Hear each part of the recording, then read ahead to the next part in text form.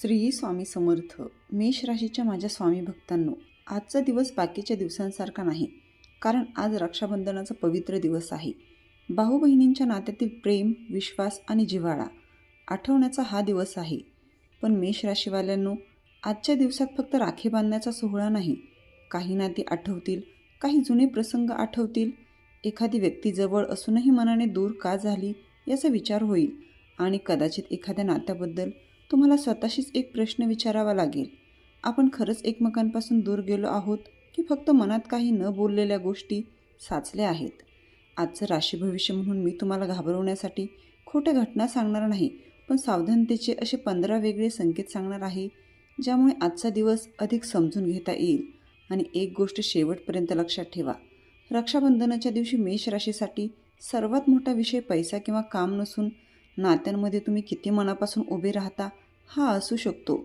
आता काही मिनिटं हा व्हिडिओ ऐकल्यानंतर श्रद्धेने कमेंटमध्ये 3 वेळा श्री स्वामी समर्थ नक्की लिहा आणि मनात म्हणा, स्वामी, माझ्या कुटुंबात प्रेम, विश्वास आणि समाधान राहू द्या. माझ्या हातून कोणाचं मन दुखू देऊ नका आणि संकटात योग्य निर्णय घेण्याची बुद्धी मला द्या.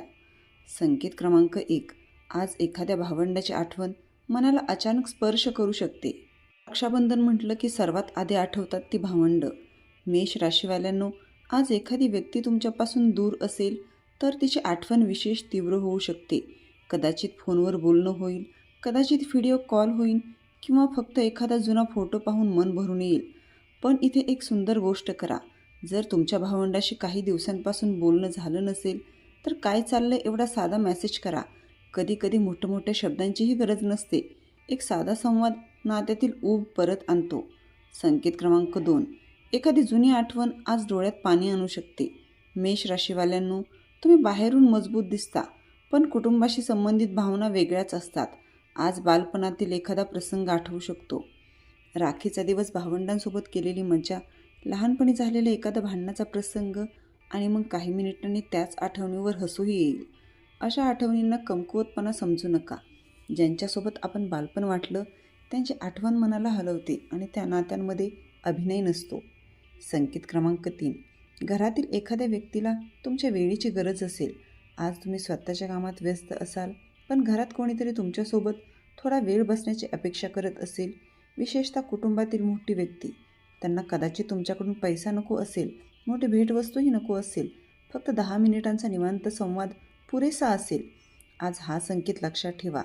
काही नाती भेटवस्तूंनी नाही तर उपस्थितीने जिवंत राहतात. संकेत क्रमांक 4. रक्षाबंधनाच्या खर्चात भावनेपेक्षा बजेट महत्त्वाचं. आज भेटवस्तू, प्रवास, खरेदी किंवा कार्यक्रमासाठी खर्च होऊ शकतो, पण प्रेम दाखवण्यासाठी स्वतःवर आर्थिक ताण घेण्याची गरज नाही. तुम्ही मनापासून दिलेली छोटी भेटही मोठी असू शकते. आज कोणीतरी मोठी वस्तू घेतली म्हणून तुम्हालाही तसंच करावं लागेल असं नाही. नात्यांची किंमत भेटवस्तूंच्या किमतीत नसते. संकेत क्रमांक 5. एखाद्या जुन्या गैरसमजाचा विषय पुन्हा निघू शकतो. हा संकेत थोडा भावनिक आहे. कुटुंबात एखादी जुनी गोष्ट असेल, तेव्हा तू असं का केलंस, माझ्या वेळी तू माझ्यासोबतच नव्हतास, अशा प्रकारचा विषय पुन्हा निघू शकतो.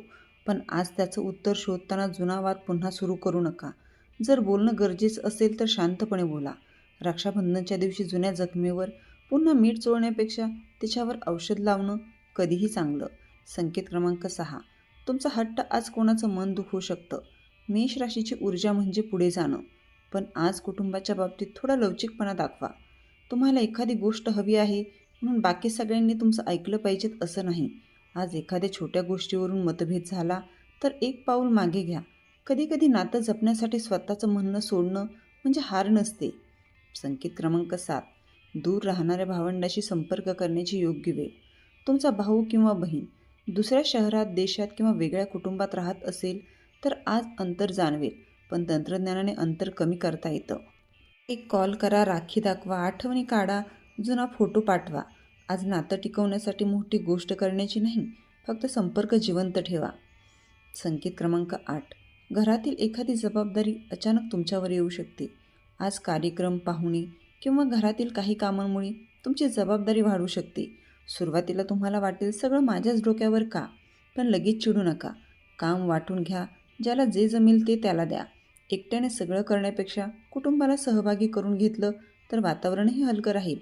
संकेत क्रमांक 9. काम आणि कुटुंब यांच्यात निवड करण्याची वेळ येऊ शकते. काही मेष राशीवाल्यांना आज कामाचा ताण आणि कुटुंबाचा कार्यक्रम यामध्ये समतोल साधावा लागू शकतो. अशा वेळी आधीच नियोजन करा. कामाच्या ठिकाणी आवश्यक माहिती द्या. घरच्यांना तुमची परिस्थिती समजावून सांगा. शेवटच्या क्षणी सगळं हाताळण्यापेक्षा आधी बोलून ठेवणं जास्त शहाणपणाचं आहे. संकेत क्रमांक 10. त्याच्यावर तुम्ही रागावले आहात त्याच्याबद्दल मनात वेगळीच भावना असू शकते. काही नाती अशी असतात, वरून भांडण असतात पण आतून काळजी असते. भावंडांमध्ये हे खूपदा दिसतं. मला त्याच्याशी बोलायचं नाही असं म्हणताना मनात मात्र प्रश्न असतो, तो ठीक आहे ना? जर तुमच्या आयुष्यात असं कोणतं नातं असेल तर आज स्वतःच्या मनाशी प्रामाणिक व्हा. प्रत्येक वेळी पहिलं पाऊल समोरच्यानेच टाकावं अशी अपेक्षा करू नका. संकेत क्रमांक 11. एखाद्या भावंडाचा सल्ला आज उपयोगी पडू शकतो. मेष राशीवाल्यांनो, तुम्ही स्वतःच्या निर्णयावर ठाम राहता, पण आज एखाद्या भावंडाकडून किंवा कुटुंबातील जवळच्या व्यक्तीकडून असा सल्ला मिळू शकतो जो तुम्ही आधी विचारात घेतला नव्हता. तो लगेच स्वीकारायचा की नाही हा वेगळा विषय, पण ऐकून घ्या. कधीकधी आपल्या जवळची व्यक्ती आपल्याला बाहेरून दिसत नसलेली गोष्ट दाखवते. संकेत क्रमांक 12. रात्री मनात एक जुना प्रश्न पुन्हा उभा राहू शकतो. दिवसभर सगळे कार्यक्रम झाल्यावर रात्री शांतता मिळेल आणि त्याचवेळी मनात एखादा जुना प्रश्न येऊ शकतो. मी काही लोकांपासून इतका दूर कसा गेलो? या प्रश्नापासून पळू नका, पण स्वतःला दोषही देऊ नका. नात्यांमध्ये बदल होताना लोकांची परिस्थिती बदलते, आपणही बदलतो. महत्त्वाचं म्हणजे आजपासून काय सुधारता येईल याकडे लक्ष द्या. संकेत क्रमांक 13. आज कोणीतरी तुमच्यासाठी मनापासून प्रार्थना करत असेल. रक्षाबंधन हा केवळ उत्सव नाही, तो संरक्षण, प्रेम आणि आपुलकीचं नातं आहे. आज तुमच्या आयुष्यातील एखादी व्यक्ती तुमच्यासाठी मनापासून चांगलं मागत असेल.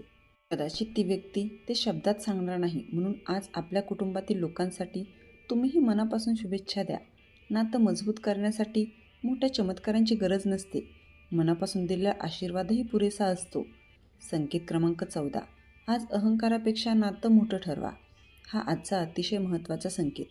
तुम्ही बरोबर असू शकता, समोरचा चुकीचा असू शकतो, पण प्रश्न असा आहे, मला माझं बरोबर सिद्ध करायचं आहे की नातं टिकवायचं आहे?